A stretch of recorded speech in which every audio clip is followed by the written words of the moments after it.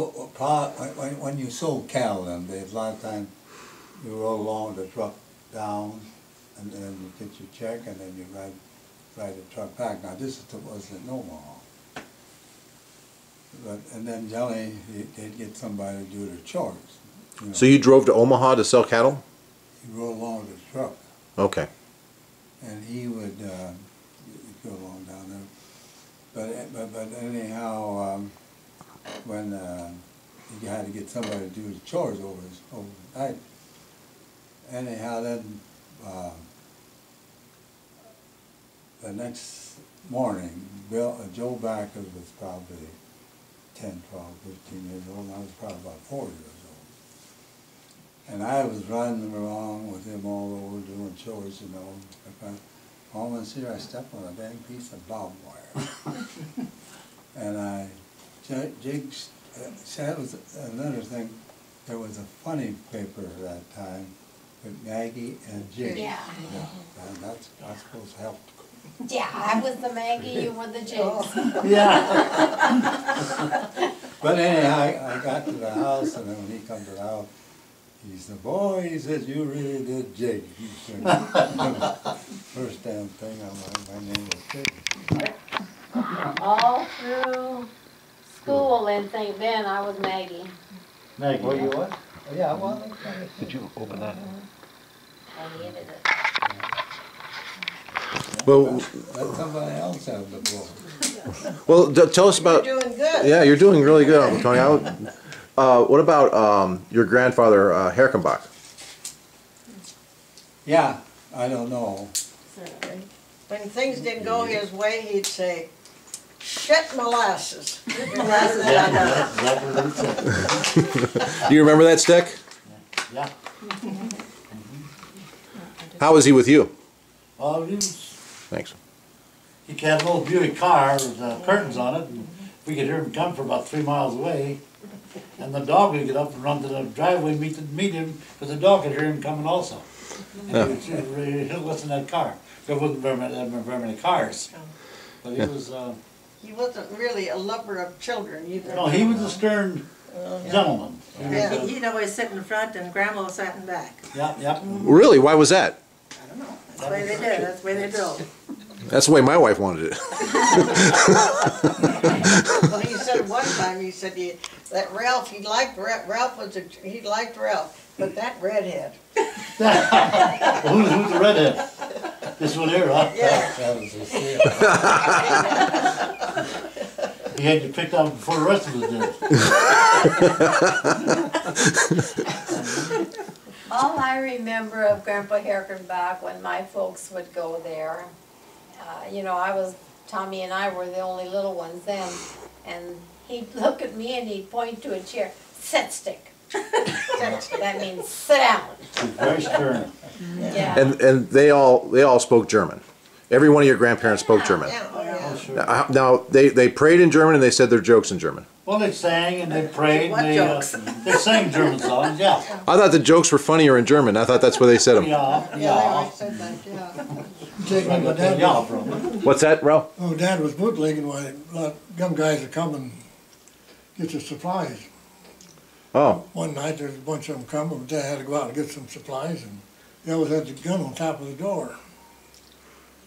So he went out there, and some guy picked that gun up and gonna shoot you. Another kid says, "Well, I got respect for a gun, if it's loaded or not." He pulls it up, and there was a bullet in it. oh, But Dad come back in the house, there's a hole in the roof. In the kitchen. yeah. That was luck. Yes, Imagine yes. something that happened with a bunch of young bootlegging, you know, they'd Oh, I know they'd that have been would. trouble. Remember that, don't you? Yeah, oh, yeah.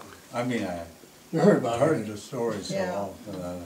I bet you don't remember? No. No, I don't know when he was doing that bootlegging, but I don't remember it really I don't well. remember that. Yeah. Do you have more stories about the bootlegging, Ralph? Ralph probably knows more than anybody. Well, it's like anything else, I guess, and we wanna get a lot of company once in a while on certain nights, and then we have to come and Tell them about that get time the supplies. you said you were walking home from school and you saw water coming out of that hog shed. That's when I found out what was in the hog shed. What'd they tell you? Now I got, see, it was hard on your eyes. Said what? It was hard, I couldn't come in, it was hard on your eyes. They was in it, it was hard on mine. But that outfit come through the country and they set in your place for a couple months, for a few batches. You got so much percent of it, I guess, the way the story went. Now, Back up built someplace else. now was this this was your father, not your grandfather, or was it both? That This was my Dad. Yeah. He was outfit to come through the country. Yeah. They set on a place for a while, and you got a certain percent, I guess, for let him be in there. And Didn't like you? that, but the cop picked him up in Norfolk just about. They happened to stop, and the cop come on the side and hung in the car. I got you now. And by that time, that guy picked that little club or something there. He gently tapped him one, and he rolled, and they took off. Got home again. Oh, so you ran. So your father ran away from the cops? Yeah. Yeah. Do you know that story? Oh, yeah. Yeah. Oh, yeah. Well, who was it that you said went to jail? Were they? It was. Why don't you? You told me once that you had to go visit some guy that got caught in jail, and they put booze on you kids to go down to the jail to see him. Yeah, we had our little drinks along. You probably remember that, don't you? When they got, Sack House was in the jail, I guess, wasn't it? Oh, they got hooked in Norfolk. They went, I think your dad had a little old Model T truck, didn't they? That's something. I don't think he was with them. But anyhow, they went to Norfolk and got a load of cake, sugar, whatever you needed to make the goodies. But anyhow, they got picked up. But they run them through the line as they put them in jail. I mean, but anyhow, your dad went through Henry Herkimer. There was one more guy. He went through. He gave his name.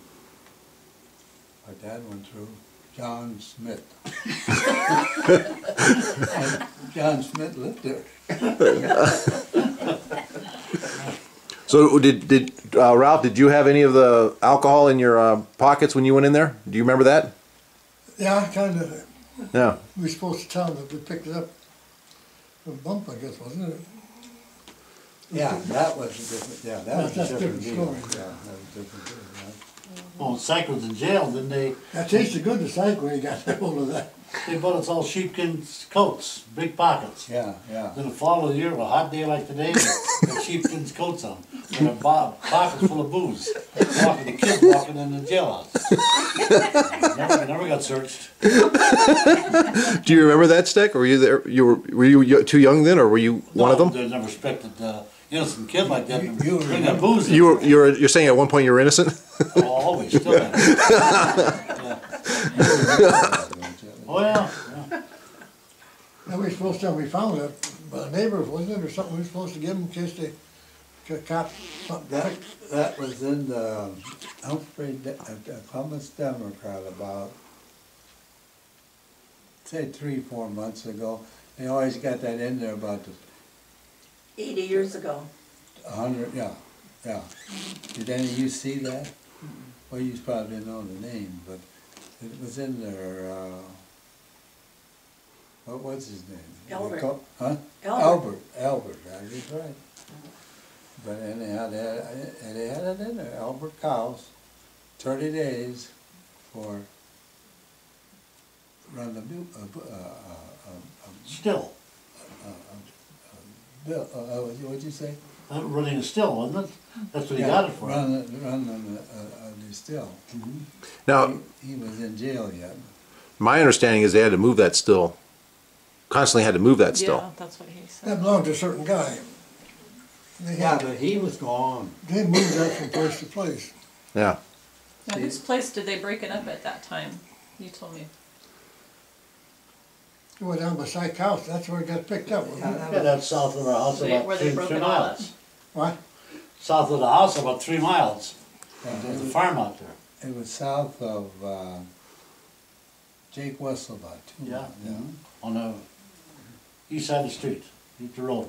No, on that side of the road, yeah. But, no, well, see, that was the thing with this guy, he'd go to work and put it still on your place. But the minute there was trouble, he wasn't there. Yeah, there was a dirt road down, wasn't no gravel, nothing. Oh, Hell no, of a those were road. gravel, those days. Thought nobody could get there. The revenues got there. Yeah. Well, he just go from place to place, and you got so much percent for Yeah. letting them stay there, I guess. Where- That's the story was. Uncle Ralph, where'd they move it? When they made the alcohol, where'd they take it to Omaha, or would they take it to Chicago? Or? They had a place for their whiskey.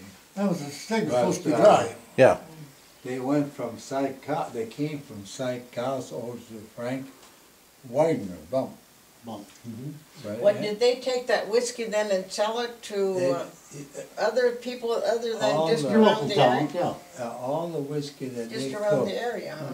they would take. And then they'd pay you for probably half of it or whatever it was. But yeah, they was cooking over by Frank Wagner. And anyhow, they was loading up and they was going down the site. Putting everything in their trucks, you know, and getting all ready to go. And all once Frank Wagner says, I want my money. I want my money. And this guy says, you'll get your money, you'll get your money.